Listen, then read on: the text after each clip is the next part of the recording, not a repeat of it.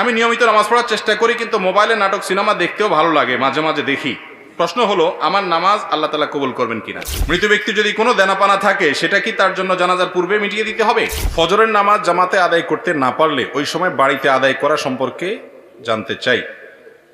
ফজরের নামাজ যদি আপনি জামাতে আদায় করতে না পারেন, তাহলে সেক্ষেত্রে বাড়িতে আপনার যারা আছেন আত্মীয় স্বজন, আপনার বউ বাচ্চা, তাদেরকে নিয়ে বা যারা আছে তাদেরকে নিয়ে জামাতে আদায় করবেন, একা একা করবেন না। আর এটা মাঝে মধ্যে হতে পারে, নিয়মিত যদি এটা হয় তাহলে আপনি ভালো মুসলমান হতে পারলেন না। ফজরের নামাজ জামাতের সাথে যারা হাজির হয়, এরা হলো ওই এলাকার ওই মহল্লার ক্রিম মুসল্লি। ক্রিম মুসল্লি বুঝছেন? সবচেয়ে ভালো মানের মুসল্লি, ভালো মানের ইমানদার মুসলমান। যে মুসলমান ফজরের নামাজে হাজির হয়, যে মুসলমান অন্য ওয়াক্তে হাজির হয়, ফজরে হাজির হয় না, বুঝতে হবে এই মুসলমানে কি আছে, ভেজাল আছে। এই জন্য এ ক্লাসের মুসলমান হইতে হলে ফজরের জামাতে হাজির হইতে হবে। হঠাৎ একদিন আপনার মিস হতে পারে, এখন রাত 12টা পর্যন্ত যদি মোবাইল আর ফেসবুক টিপাটিপি করেন, তাহলে ফজর নামাজ চাইলেও জামাতে পড়তে পারবেন না। এই জন্য আগে আগে ঘুমাইতে হবে। আগে ঘুমানো স্বাস্থ্যের জন্য উপযোগী, সুন্নাহ সম্মত। দেরি করবেন না। মোবাইল টিপাটিপি করেন, দিনের বেলায় করেন।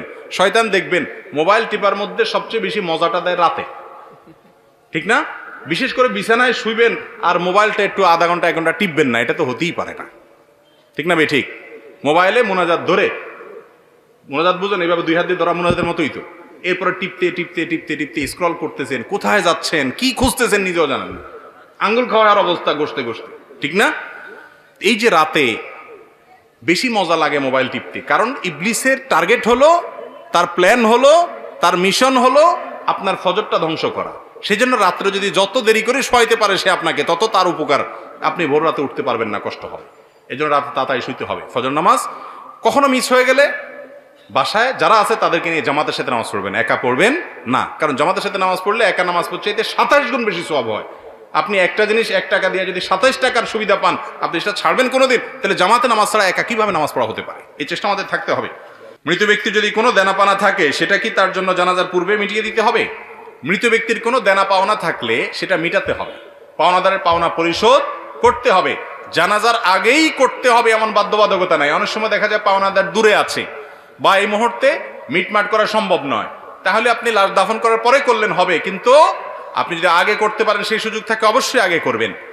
আর পরে করলেও আদায় হবে, কিন্তু এটা করতে হবে। অনেক সময় দেখা যায় একটা মানুষ মারা গেছেন, তার দেনা আছে, দোকানে বাকি আছে, এগুলো দেওয়ার খবর নাই, 40 খাওয়া নিয়ে টানাটানি, ঠিক না ভাই? ঠিক। যেটা ফরজ সেটার খবর নাই, যেটা শরীয়ত করতে বলেছে সেটা করে না, যেটা করতে বলে নাই সেটা নিয়ে টানাটানি।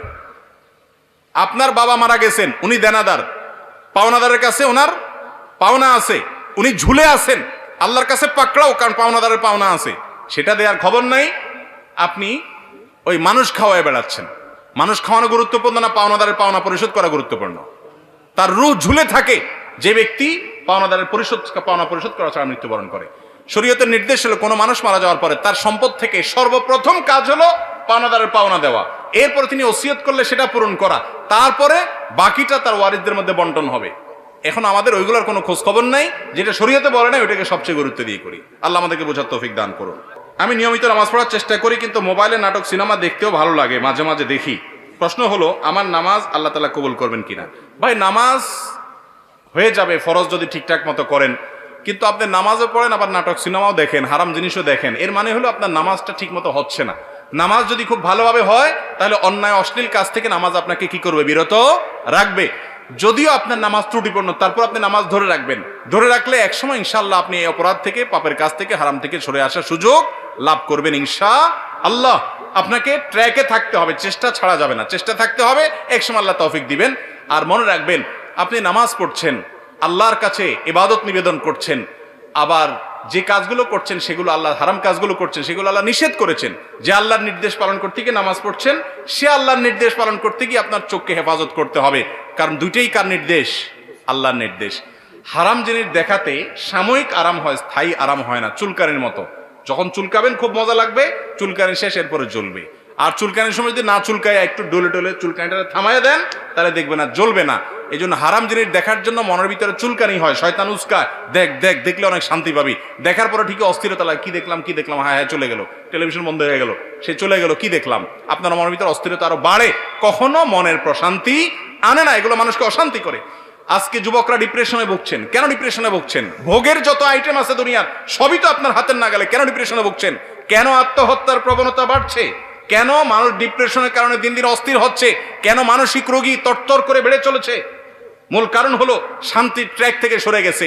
শান্তি ভোগের মধ্যে নাই, শান্তি নাটক সিনেমায় বুধ হওয়ার মধ্যে নাই, শান্তি মাদকের বোতল হাতে নেওয়ার মধ্যে নাই, শান্তি জেনার মধ্যে নাই, শান্তি চোখের জেনার মধ্যে নাই, শান্তি দুনিয়াতে ভোগ আনন্দের মধ্যে নাই। শান্তি হলো আল্লাহর আনুগত্যের মধ্যে থেকে যতটুকু বৈধ ভোগ আছে ততটুকু করার মধ্যে। যে ব্যক্তি বিবাহের মাধ্যমে তার যৌন চাহিদাকে পূরণ করে এবং হালাল পথ ছাড়া হারাম পথে যায় না, আল্লাহ তাআলা তাকে শান্তি দেন।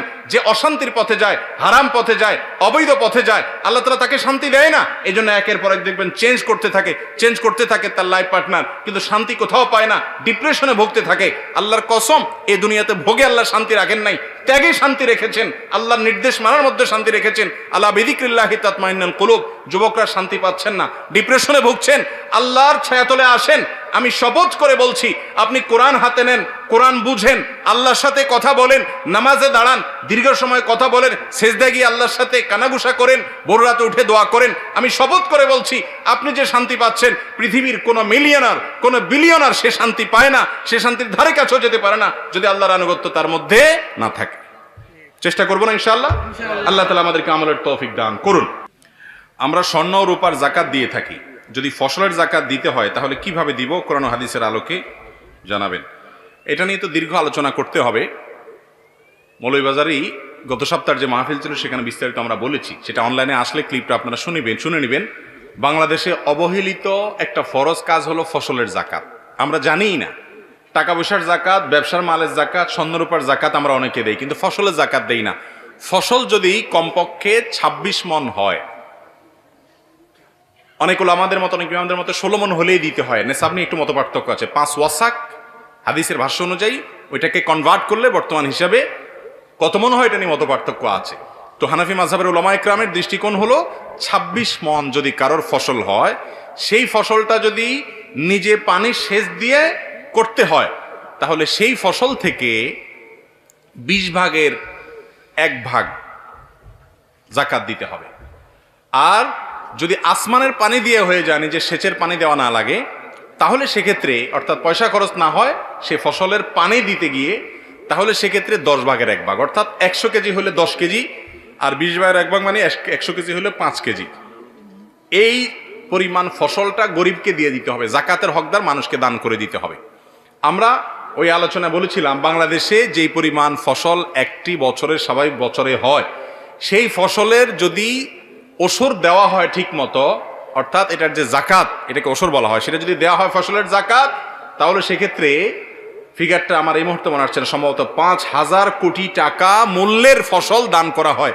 খাদ্যের যে অভাব দরিদ্র মানুষের মধ্যে আছে এটা দূর হয়ে যাবে। তো যাই হোক, যাদের এই পরিমাণ ফসল হয়, যাদের কম হয় তাদের দিতে হবে না। এই পরিমাণ যাদের হয়, নেশাব পরিমাণ যাদের হয়, যতবার এই ফসল হবে এই ফসল থেকে আপনি গরিবকে ওই পরিমাণ দান করে দিতে হবে। আমরা অনেকে হয়তো এমনিই দান করি, কিন্তু জাকাত হিসাবে দান করি না, এটা বড় ভুল। এই ফরজটা আমাদের অনেকের আদায় হয় না। বিস্তারিত জানার জন্য ডক্টর আব্দুল্লাহ জাহাঙ্গীর রাহমাহুল্লাহর ওসর বাংলাদেশে ওসর ও জাকাত বইটা আপনারা কালেকশন করে নিতে পারেন। আর অনেক বই আছে এরকম, সেই বইগুলো নিতে পারেন, এগুলো অনেক দরকারি।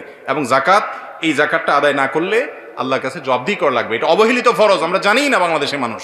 এটা নিয়ে আলোচনা, পর্যালোচনা হওয়া দরকার।